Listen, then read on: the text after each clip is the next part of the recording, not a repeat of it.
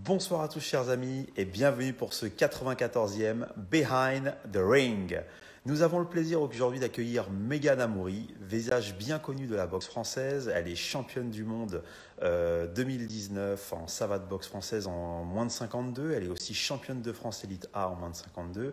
Une personnalité attachante, Megan, bien connue du monde et appréciée du monde de la savate.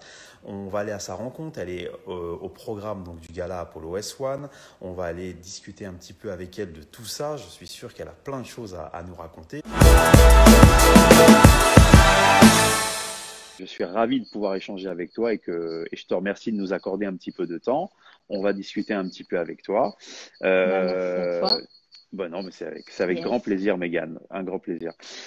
On va te laisser un petit peu la parole pour les gens éventuellement qui ne te connaîtraient pas, de pouvoir un peu te présenter, de savoir déjà qui est Mégane Amouri. Megan, elle a 25 ans maintenant. Elle est Ouais, coach sportive, essentiellement en fitness et donc en boxe à l'Apollo Sporting Club et aussi au Levallois Sporting Club. Au Kangaroo Sporting Club, non, Kangaroo tout court. oui. Voilà, donc j'enseigne pas mal la boxe.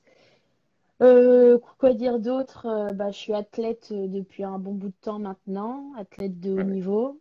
Mhm. J'ai la chance d'avoir été en équipe de France. Je fais de la boxe depuis mes 11 ans et demi, 12 ans. Donc, Ouais, ouais, on va en parler. Ouais, On va en voilà. parler. Très bien. Déjà, ça place un peu le débat. Alors, Mégane, effectivement, la question qui suit, parce qu'on a envie de connaître aussi qui est la boxeuse, c'est comment tu as rencontré la boxe pour la première fois, Mégane. Avec une copine, on voulait essayer un sport, on voulait faire quelque chose ensemble parce qu'on se voyait plus trop à l'école. Et Ouais. elle m'a dit, viens, on fait un sport ensemble. Et puis elle a trouvé la boxe française et on a tout de suite accroché. On a, on a fait notre première année à apprendre les techniques et on est parti en compétition directement. On était en minime 2, ouais. Ouais. Donc on était quand même moyenne, on va dire. Ouais, Et ouais. après, on a enchaîné cadette 1, cadette 2, voilà. Puis moi, Très bien. j'ai bien continué. Ouais, ouais. Est-ce que cette copine, elle boxe toujours ou pas? Non, non, Non. elle a arrêté. Malheureusement, elle s'est blessée gravement D'accord. pendant sa petite carrière, on va dire. Et Ok. donc, elle a dû s'arrêter. Ok. Très bien. Donc, commencer par l'assaut jeune et ensuite Ouais. le combat. Tiens, une question intéressante. Comment elle s'est fait cette transition vers le combat à la fin de l'assaut? Est-ce que c'était un choix logique pour toi? Est-ce que tu voulais pas te diriger aussi vers l'assaut? Pourquoi avoir choisi le combat, par exemple? Alors, j'aimais beaucoup l'assaut. J'ai réussi à performer en assaut. Mais par contre, il me manquait quelque chose parce que j'étais toujours frustrée à chaque fois, des avertissements pour puissance, pour Eh ouais. prédominance de points, pour pression abusive. D'accord. Donc c'est venu naturellement. Fin d'une saison, avant les grandes vacances, mon entraîneur m'a dit, bah vas-y, essaye de taper fort à la patte pour voir le plus fort que tu puisses. Et il a détecté quelque Et chose. il m'a dit, oh, il y aura du boulot. Il y aura du boulot, mais ça peut le faire.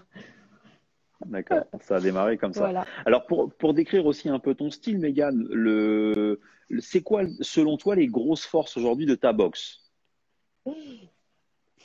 C'est dur de parler de soi. Je pense que les Ah ouais, mais personnes c'est dans pourront, une interview, on va être un ouais, peu obligé. pourront plus me décrire.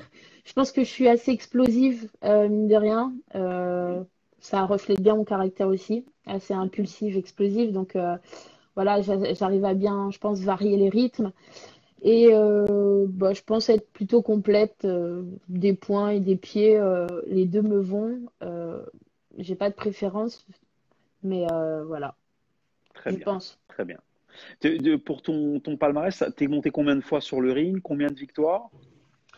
On a 36 combats Ouais, avec 25 victoires, un mhm, KO et donc 11 défaites par calcul. d'accord, c'est ça. Très bien. Ok. Et donc, titre majeur, on l'a dit, donc championne du monde 2019 et championne de France Élite A 2019. On est d'accord. Ouais, c'est ça. Tout à fait. Il y a une question qui nous vient d'Alex qui nous demande si tu as déjà pris un KO en combat. Non, non, Dieu merci, encore non. On Pas essaye de encore. pas non, de pas en prendre. J'espère que ça ne m'arrivera pas, mais bon, euh, ça peut arriver, hein. Ouais, c'est Un le risque combat, du métier. Ouais. ouais, chaque combat est différent et puis Mm, voilà. Non, ça m'est clairement. pas arrivé. Tiens, justement, quand tu parles de ton titre de championne du monde, est-ce que ça, c'est ton plus beau moment de boxe? T'as ton plus beau souvenir sur le ring, en compète? Euh, c'est vrai qu'il y en a beaucoup, c'est dur à choisir, mais ouais, dernièrement, vraiment, c'était vraiment une sensation assez incroyable dans le sens où bah, c'était en France. Il y a les personnes de mon club qui m'ont fait la surprise de venir, Oui. donc j'étais pas au courant. Il y avait vraiment tout le monde et on a partagé ça ensemble et ça a été vraiment l'aboutissement, hein, et le partage avec toutes ces personnes-là, on était super contents, quoi. Et Très bien. ouais, c'est un souvenir vraiment gravé et qui me fait chaud au cœur à chaque fois. Ouais, ouais, clairement. Alors c'est vrai que donc tu sors aussi de cette saison de 2019 qui a été vraiment complète pour toi. 2020 est arrivé, donc bon, une année très difficile, on sait pourquoi. Qu'est-ce que tu as ressenti toi dans cette année 2020 où on n'a pas pu se produire, on n'a pas pu s'entraîner comme on voulait, bon, c'était un peu à l'arrêt. Comment tu prends ça toi? Bah, 2020 pour moi, en fait, c'était un peu calculé. J'avais prévu justement de faire une saison blanche après, D'accord. mais Bon, finalement, donc ouais, hein, c'est bien tombé. Ouais, ouais. j'ai eu le flair, je pense. Ah non, je sais pas. Mais donc ouais, j'avais prévu de pas faire de compétition, d'aller toujours à la salle, mais plutôt de me concentrer sur mon point de vue professionnel et personnel aussi. Enfin voilà, amener pas mal de projets. Malheureusement, les projets n'ont pas trop avancé puisque avec le Covid, ça a stoppé bah, tout, Plein hein, de choses, ouais. le perso, le sportif, etc. Mais je pense à tous ceux qui se sont engagés sur des championnats et qui n'ont pas pu le finir et ça a vraiment été très très compliqué. Mhm. Moi, du coup, j'ai gardé la forme. Voilà, Très bien. ça m'a vraiment fait du bien et on revient vraiment plus forte du coup. Clairement. Donc après cette année blanche calculée, donc là tu remontes sur le ring. Alors pourquoi avoir choisi de remonter sur le ring en 2021 si tu avais décidé d'arrêter? Pourquoi ce choix? Bah déjà, c'était pour remettre en jeu mon titre s'il y avait Oui. championnat. Et Mhm. parce que au final, ça me manque grandement, quoi. Enfin, D'accord. clairement, dès que j'ai eu une opportunité, j'ai demandé à, avoir à avoir des combats pour remonter, pour avoir des sensations, Mhm. pour voir où j'en suis, si j'ai gardé le niveau ou pas, qu'est-ce qu'il faut travailler, etc., quoi.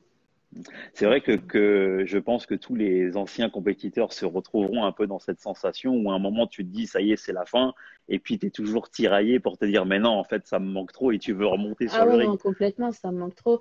Ouais, après les championnats du monde, c'est vrai que j'étais sur une pente où je ne faisais que d'apprendre parce que je gagnais en confiance, que j'avais vu pas mal de sparring différents, etc.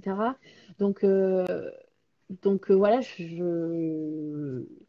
je gagnais et c'est vrai que le Covid a pas mal coupé, donc faut reprendre et faut y aller. Très bien. Ok.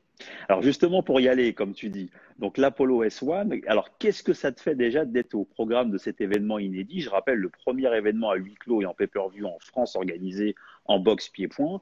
Qu'est-ce que ça te fait de monter sur le Ouais, ring et qu'est-ce que ça te fait d'être présent à cet événement? la classe! Ouais. Grande classe. Ouais. Non, non, c'est top, franchement, c'est trop bien, je suis trop contente. Quand Jérôme m'a parlé de son projet, c'est vrai qu'au début, je l'ai regardé un peu, mais ça va être compliqué de le mettre en place. Enfin, clairement, Ouais.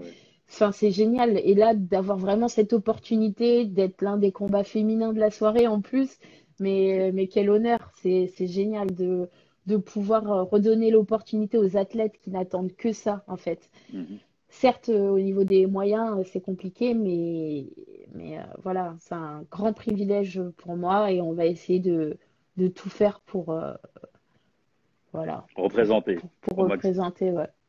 Ok. Alors, ce combat, donc, on l'a dit, donc c'est un combat intermédiaire, donc à moins de 54 kilos, contre Shirley Arlasson, donc qui est vice-championne de France élite en moins de 56. Alors, déjà, qu'est-ce que tu penses de cette opposition et qu'est-ce que ça te fait de boxer une fille qui est de la caté du dessus? Alors, ben, pareil, je suis super contente parce qu'on ne s'est jamais croisés. Moi, Oui. faut dire que j'ai commencé en moins de 56 les combats. Ah, Donc, ok. c'est pas une catégorie que je ne connais pas. C'est une Très bien. catégorie que je connais. Par contre, le niveau est carrément au-dessus parce que j'étais en espoir et que donc le bagage technique et l'expérience n'étaient pas là. Donc là, je suis contente de retourner aussi dans cette catégorie. J'ai fait un tournoi en savate pro à mon club qui était le savate Oui. affrontement. Je me rappelle, oui, Euh, oui. oui, Hmm. avec du beau monde, hein. Il y avait Alice Ouais. Laporte. Je sais plus qui. Il y avait. Bon, je sais plus La qui c'est. demoiselle, la cubaine, là, comment elle s'appelle, la cubaine, là, en moins de 52?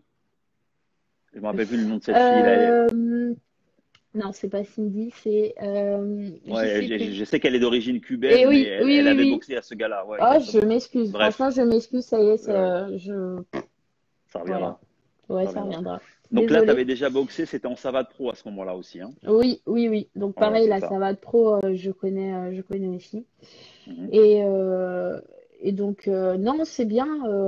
J'aurais, euh, j'aurais une... Cynthia, merci Fabien. Cynthia, ouais, c'est ça. Merci Damien, Damien. Damien, Merci Damien. Damien. Exactement. Oui, tout à fait. Cynthia, Cynthia. Mm. Et non, je suis contente. C'est cool. C'est vraiment en plus l'entre-deux entre le kick et la savate. Donc on peut Ouais. se lâcher. Voilà, on Alors, va. question intéressante, Megan, sur la savate pro. Toi, qu'est-ce que tu ressens dans la différence avec la savate boxe française? On rappelle les trajectoires, les blocages. Est-ce que c'est des choses pour toi importantes? Tu sens que tu vas vraiment t'épanouir dans ce style-là ou tu aimes quand même la rigueur de la savate boxe française? J'aime bien la rigueur parce que j'ai appris que ça, enfin que ce sont vraiment, Oui. donc automatiquement ça revient et naturellement, clairement, je vais pas boxer en mode kickeuse puisque je ne sais pas faire. Mais ça fait Mm. du bien de pouvoir vraiment lâcher les chevaux, de ne pas calculer si Mm. on est à bonne distance ou non, si le coup est plutôt esthétique, Mm. etc., quoi. Et en plus, c'est beaucoup plus fluide, normalement on est moins arrêté par les arbitres. Et Ouais. donc, ça donne beaucoup plus d'engagement, hein, moins de récupération, etc. Et faut le comptabiliser sur 5 reprises, ça se ressent. C'est important. Et j'ai l'impression aussi qu'on fait pas appel aux mêmes qualités, tu vois, au niveau de l'engagement, de la Ah notion ouais, physique. C'est vrai que c'est très important. Alors, la notion tactique est toujours présente, mais elle est peut-être moins importante quand ça va de boxe française. oui, oui, tout à fait, oui. Mm. Bah, clairement, on a des combats qui sont beaucoup plus engagés, hein, et Ouais, ça donne vraiment, on va dire, de l'âme et au combat, quoi. C'est cool. c'est ça. Alors, que penses-tu de Shirley, ton adversaire, et comment tu vois votre affrontement?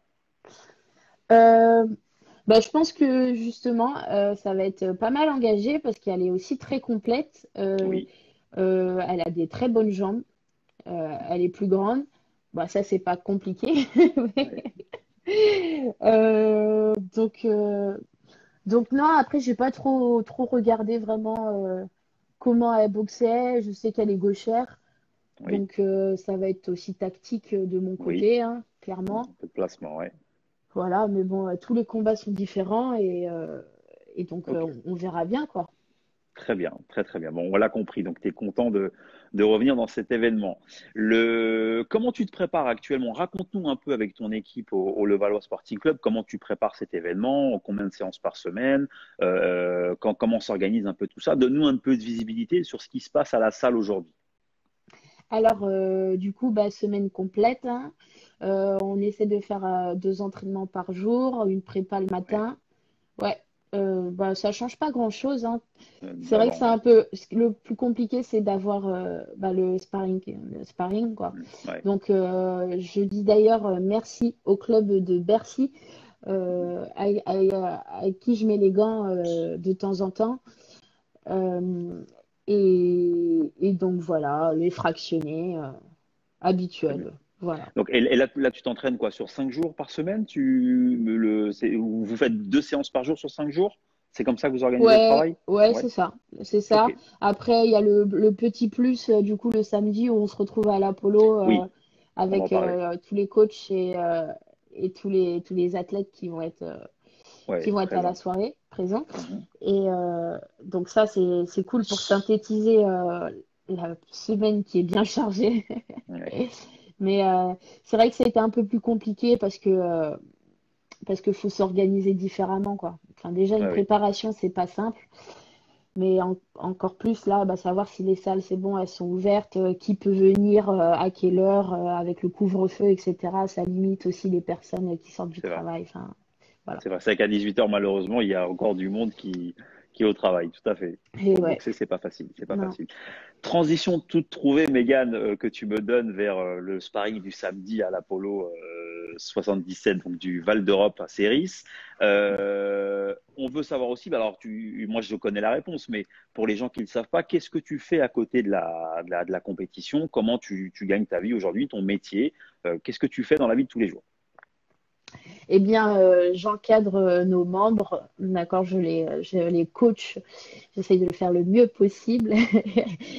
Donc, euh, donc voilà. Après, je suis aussi salariée d'une entreprise qui s'appelle Wellness Training. Donc, une Oui, entreprise qui propose des salles de sport dans les entreprises. ouais. Activité Et sportive en entreprise. voilà, Ouais. exactement. Et donc, bon, malheureusement, là, avec le Covid, on est stoppé par notre activité.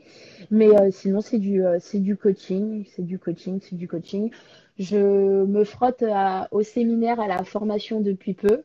Oui, Pareil, intervention en entreprise très sur le bien. développement personnel, le management, etc. Donc, Et il y a voilà. même Amri donc, qui nous dit que tu le fais très bien. Donc le coaching, pour le coup, il est ravi de tout ça, je crois. Comme tous les membres de Cerise d'ailleurs. Bah ouais, merci beaucoup. Et c'est moi qui suis ravie à chaque fois de revenir à la salle et de voir nos membres bah, s'épanouir et progresser et se lâcher et se Mm. faire du bien au final. Ouais, ouais, très bien. Pour parler un petit peu de l'avenir, Mégane, alors là, tu vas boxer donc le 3 avril. Est-ce que tu restes malgré tout ouverte à d'autres propositions de compétition ou alors tu te dis, bah non, ça,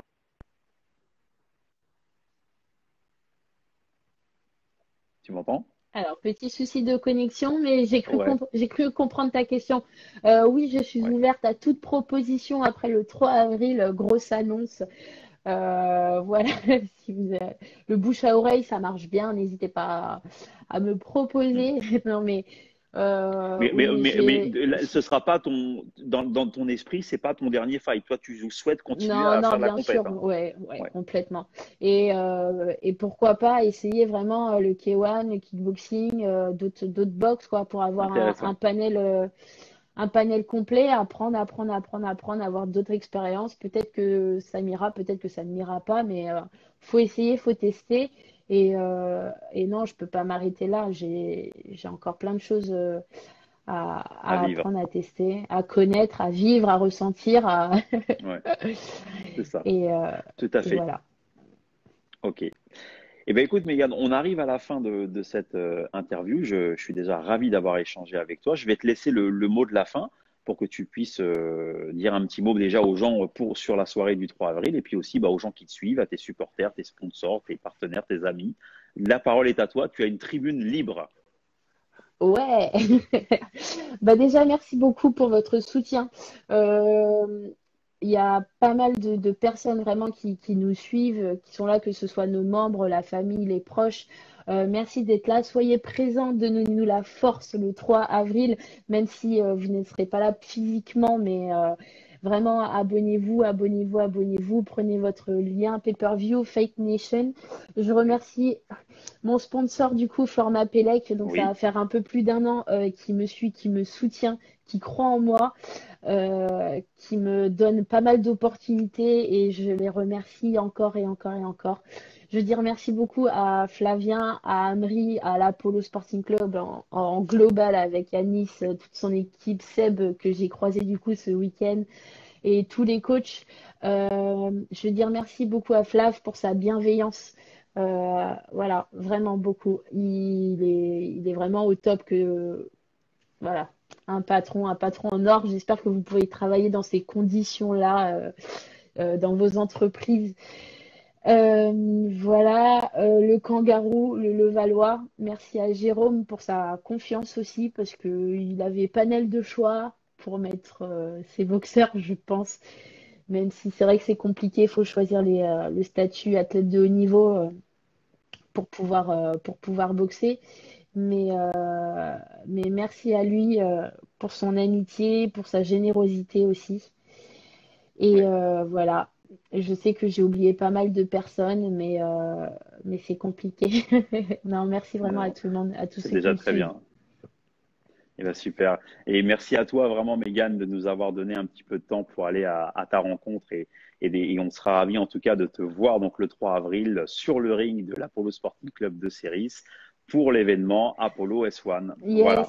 Yes, soyez là en masse. Merci beaucoup.